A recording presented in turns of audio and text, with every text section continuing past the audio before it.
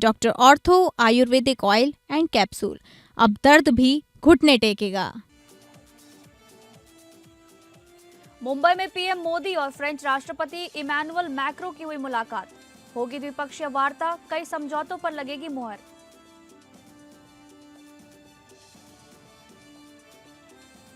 तारिक रहमान बने बांग्लादेश के प्रधानमंत्री। एनसीपी सांसदों ने किया शपथ ग्रहण का बहिष्कार। लोकसभा स्पीकर ओम बिरला ने शपथ ग्रहण में लिया हिस्सा। बज गया चुनाव का बिगुल, 5 राज्यों में चुनाव की तैयारी शुरू। चुनाव आयोग की टीम का असम दौरा, मार्च में हो सकती है चुनावों की घोषणा। इलाहाबाद हाईकोर्ट ने बरेली डीएम और एसएसपी को अवमानना नोटिस जारी किया। निजी संपत्ति पर नमाज अदा करने से रोकने पर नोटिस।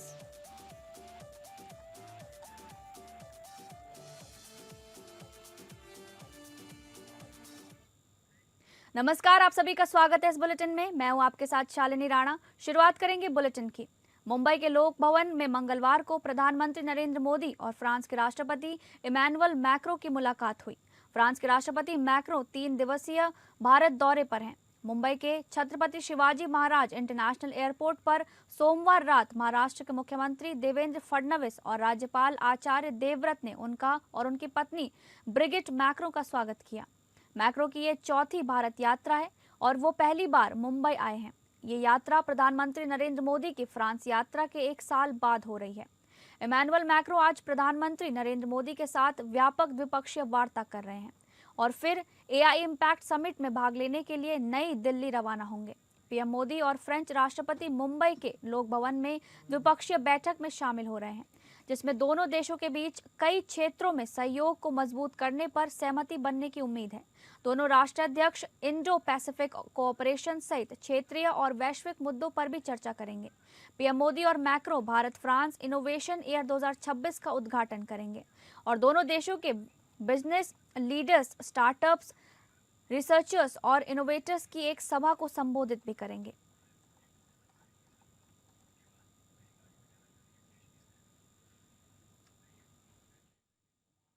ऐसे माहौल में इंडिया फ्रांस पार्टनरशिप एक फोर्स फॉर ग्लोबल स्टेबिलिटी है। हम फ्रांस की एक्सपर्टाइज और इंडिया के स्केल को जोड़ रहे हैं। हम ट्रस्टेड टेक्नोलॉजीज विकसित कर रहे हैं। हम international solar alliance, India middle east Europe economic corridor यानी आईमैक और ज्वाइंट डेवलपमेंट प्रोजेक्ट के माध्यम से ह्यूमन डेवलपमेंट सुनिश्चित करेंगे और मल्टीलेटरलिज्म, डायलॉग और डिप्लोमेसी से स्थिरता और समृद्धि के प्रयासों को बल देते रहेंगे। बांग्लादेश में 13वीं राष्ट्रीय संसद के नवनिर्वाचित सदस्यों ने शपथ लेकर सत्ता हस्तांतरण की प्रक्रिया पूरी की। संसद परिसर के साउथ प्लाजा में मुख्य चुनाव आयुक्त एएमएम नासिर उद्दीन ने सांसदों को शपथ दिलाई। बीएनपी अध्यक्ष तारिक रहमान बांग्लादेश के नए प्रधानमंत्री बन गए हैं। बीएनपी चीफ तारिक रहमान ने बांग्लादेश के नए प्रधानमंत्री के रूप में शपथ ले ली है। इस कार्यक्रम में शामिल होने के लिए अलग अलग देशों के प्रतिनिधि ढाका पहुंचे हैं। इसके साथ ही भारत की तरफ से शपथ ग्रहण में हिस्सा लेने के लिए लोकसभा स्पीकर ओम बिरला ढाका पहुंचे हैं। 13वीं राष्ट्रीय संसद के नवनिर्वाचित सदस्यों ने 17 फरवरी की सुबह शपथ ली। इसके साथ ही आम चुनाव के बाद सत्ता हस्तांतरण की औपचारिक प्रक्रिया पूरी हो गई, जिसने कई महीनों से जारी राजनीतिक अनिश्चितता का अंत किया। आधिकारिक नतीजों के मुताबिक बांग्लादेश नेशनलिस्ट पार्टी के नेतृत्व वाले गठबंधन ने 297 में से 211 सीटें जीती, जबकि बांग्लादेश जमात ए इस्लामी के नेतृत्व वाले 11 दलों के गठबंधन को 77 सीटें मिली। 7 सीटों पर निर्दलीय उम्मीदवार विजयी रहे। बीएनपी ने अकेले 209 सीटें हासिल की, जबकि जमात ए इस्लामी को 68 सीटें मिली। पूर्व प्रधानमंत्री शेख हसीना की पार्टी आवामी लीग को चुनाव लड़ने की अनुमति नहीं दी गई थी। ढाका ट्रिब्यून की रिपोर्ट के मुताबिक शपथ ग्रहण समारोह संसद परिसर के साउथ प्लाजा में आयोजित किया गया। मुख्य चुनाव आयुक्त एएमएम नासिरुद्दीन ने सुबह करीब 10:42 पर नवनिर्वाचित सांसदों को शपथ दिलाई। संवैधानिक प्रावधानों के अनुसार स्पीकर या डिप्टी स्पीकर की अनुपस्थिति में ये जिम्मेदारी मुख्य चुनाव आयुक्त निभाते हैं। देश रूपनतोर की रिपोर्ट के मुताबिक जमात इस्लामी के चीफ शफीकुर रहमान को 13वीं बांग्लादेश पार्लियामेंट में विपक्ष का नेता चुना गया है, जबकि नेशनल सिटीजन पार्टी यानी एनसीपी के कन्वीनर नाहिद इस्लाम विपक्ष के चीफ व्हिप होंगे।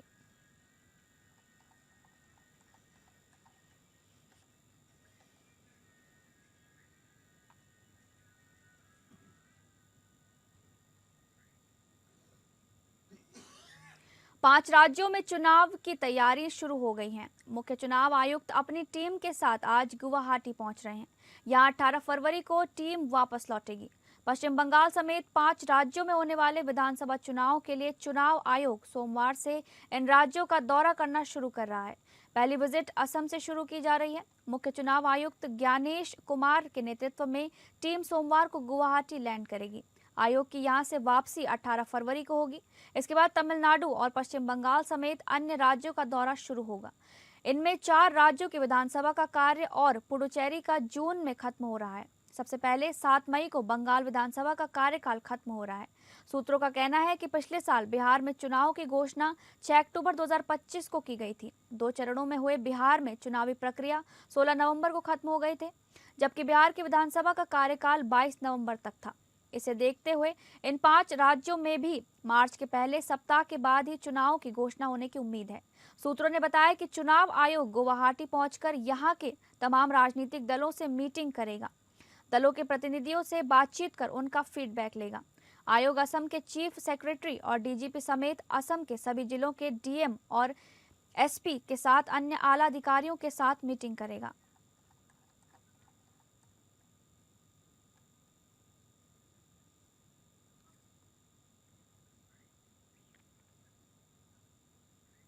पश्चिम बंगाल की मुख्यमंत्री ममता बनर्जी ने चुनाव आयोग को टॉर्चर कमीशन बताते हुए उस पर तुगलकी तरीके से काम करने का आरोप लगाया।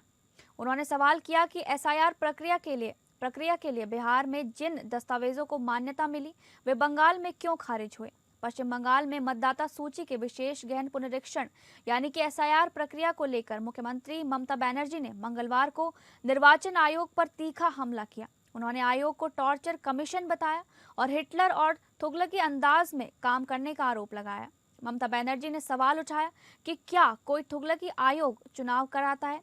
उन्होंने आरोप लगाया कि आयोग जिलाधिकारियों को निर्देश दे रहा है और चेतावनी दी कि अगर किसी वैध मतदाता का नाम हटाया गया तो उनकी पार्टी इसका विरोध करेगी। ममता बनर्जी ने चुनाव आयोग पर तीखा हमला किया और कहा, अगर वो 420 हैं तो मैं 440 वोल्ट हूँ। मुख्यमंत्री ममता बनर्जी ने कहा कि उनकी सरकार निष्पक्ष एसआईआर प्रक्रिया में निर्वाचन आयोग को पूरा सहयोग देगी, लेकिन किसी भी तरह की मनमानी बर्दाश्त नहीं की जाएगी।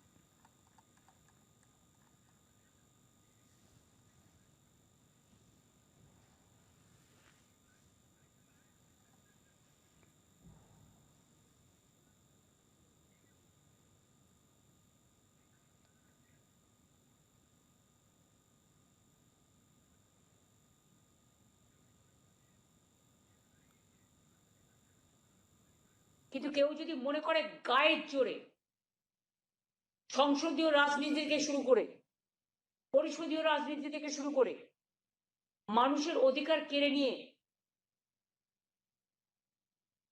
মানুষের ভোটাধিকার কেড়ে নিয়ে নির্বাচন প্রক্রিয়াকে নির্বাচনের আগেই শেষ করে দেবেন, তাহলে জেনে রাখুন আমি বারবার বলি আমায় আঘাত করলে কিন্তু আমি প্রত্যাঘাত করি। छत्तीसगढ़ के मुख्यमंत्री विष्णुदेव साय आज चिरमिरी पहुंचे, जहां नगर निगम के मंगल भवन में आयोजित मुख्य समारोह में उन्होंने शिरकत की। कार्यक्रम की शुरुआत राष्ट्रगीत के साथ हुई।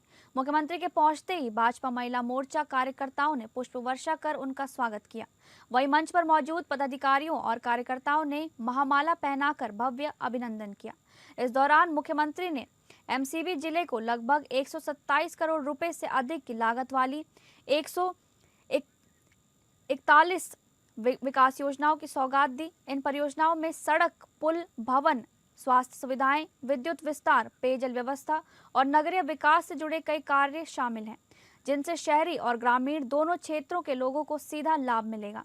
कार्यक्रम में क्षेत्रीय विधायक व प्रदेश के स्वास्थ्य मंत्री ने भी क्षेत्र के विकास से जुड़े प्रस्ताव रखे, जिनमें से कई की घोषणा मुख्यमंत्री ने मंच से की। मुख्य समारोह के बाद मुख्यमंत्री जगन्नाथ मंदिर पहुंचे, जहां अंगवस्त्र व तिलक से उनका स्वागत किया गया। मंदिर परिसर की यज्ञशाला में हवन पूजन करने के साथ उन्होंने गुरु घासीदास की कुटिया में दर्शन किए तथा जगन्नाथ और शिव मंदिर में पूजा अर्चना की। इसके बाद आनंद बाजार में आम नागरिकों के साथ प्रसाद ग्रहण किया। वहीं मंदिर प्रबंधन समिति ने मुख्यमंत्री को स्मृति चिन्ह भेंट कर सम्मानित किया। आज बड़ा सौभाग्य का विषय है एमसीबी जिले के लिए कि 127 करोड़ के विकास कामों का लोकार्पण और भूमि पूजन कार्यक्रम संपन्न हुआ है। 127 करोड़ का सौगात एमसीबी जिले को मिला है। मैं सभी जिला वासियों को इसके लिए बहुत बहुत बधाई और शुभकामना देता हूं।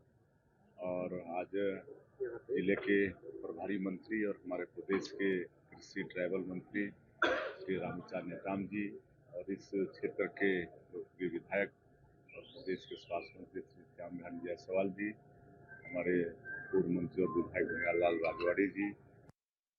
मनरेगा बचाओ महासंग्राम और भाजपा कुशासन के खिलाफ आज भारतीय राष्ट्रीय कांग्रेस ने विधानसभा घेराव को लेकर बड़ा प्रदर्शन किया। कांग्रेस कार्यालय से पार्टी के वरिष्ठ नेता और कार्यकर्ता रैली के रूप में निकले और सरकार के खिलाफ जोरदार नारेबाजी की। प्रदर्शन में बड़ी संख्या में कार्यकर्ताओं की मौजूदगी से राजधानी का सियासी माहौल गर्मा गया। नेताओं ने कहा कि जनता के मुद्दों को लेकर कांग्रेस सड़कों से सदन तक संघर्ष जारी रखेगी। कांग्रेस नेताओं ने आरोप लगाया कि भारतीय जनता पार्टी की सरकारें मनरेगा जैसी योजनाओं को कमजोर कर उद्योगपतियों को फायदा पहुंचाने में लगी है। केंद्र की नरेंद्र मोदी सरकार और प्रदेश की योगी आदित्यनाथ सरकार पर निशाना साधते हुए उन्होंने कहा कि कुशासन चरम पर है, लेकिन जनता की आवाज को दबाया नहीं जा सकेगा। कांग्रेस ने आंदोलन को आगे और तेज करने की चेतावनी भी दी है।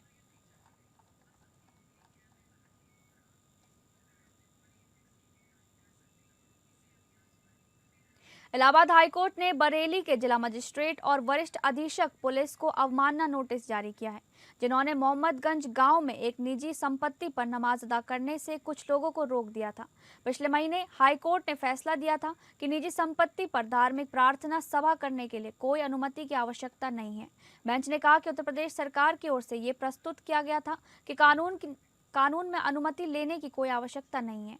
कोर्ट ने फैसला दिया था कि भारतीय संविधान के अनुच्छेद 25 के तहत मौलिक अधिकार के तहत आने वाले कार्य को करने के लिए कोई अनुमति की आवश्यकता नहीं है, बशर्ते कि धार्मिक प्रार्थना सभा केवल निजी संपत्ति के भीतर की जाए।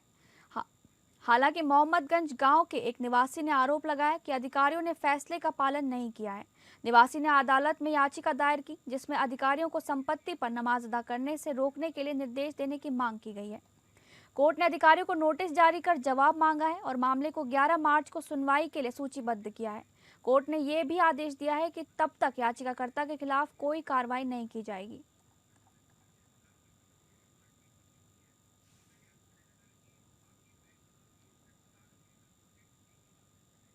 बॉलीवुड के दिग्गज स्क्रिप्ट राइटर और अभिनेता सलमान खान के पिता सलीम खान को लीलावती अस्पताल में भर्ती कराया गया है।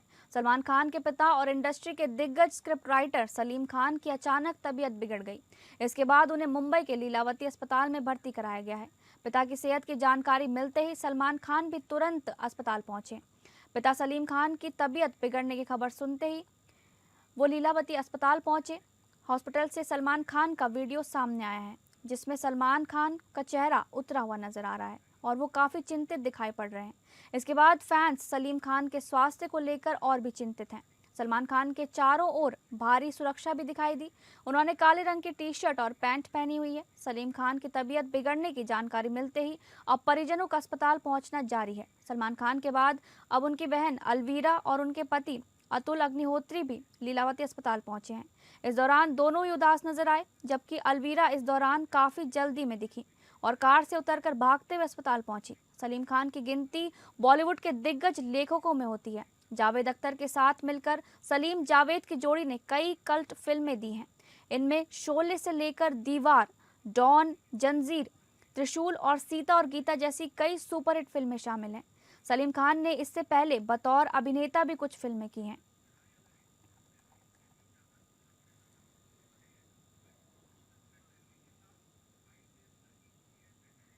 बॉलीवुड के मशहूर निर्माता निर्देशक रोहित शेट्टी के जूहू स्थित घर पर हुई फायरिंग मामले में मुंबई क्राइम ब्रांच की जांच में बड़ा खुलासा हुआ है, जिसने पूरी फिल्म जगत को चौंका दिया है। जांच में सामने आया है कि हमले की साजिश बिश्नोई गैंग से जुड़े शुभम लोनकर और उनके भाई प्रवीण लोनकर ने रची थी।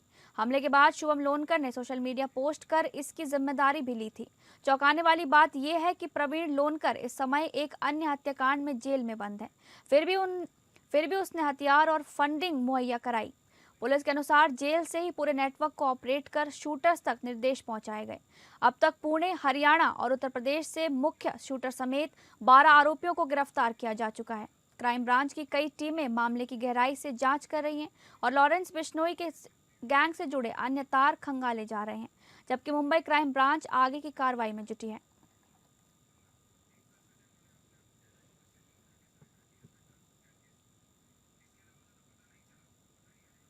साल 2023 की ब्लॉकबस्टर फिल्म द केरला स्टोरी के sequel The Kerala Story 2 goes beyond का दमदार ट्रेलर रिलीज होते ही चर्चाओं के केंद्र में आ गया है और अपने विषय वस्तु को लेकर एक बार फिर मुद्दों को घेराव करता नजर आ रहा है। निर्माता विपुल अमृतलाल शाह की इस फिल्म का ट्रेलर पहले पार्ट से ज्यादा इंटेंस और संवेदनशील बताया जा रहा है।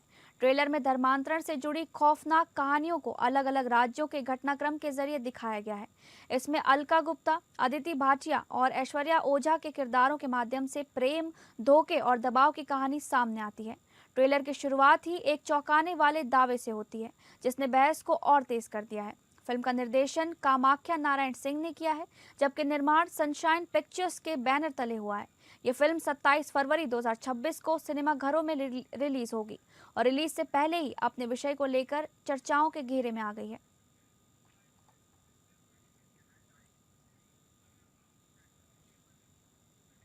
फिलहाल इस बुलेटिन में बस इतना ही। नमस्कार।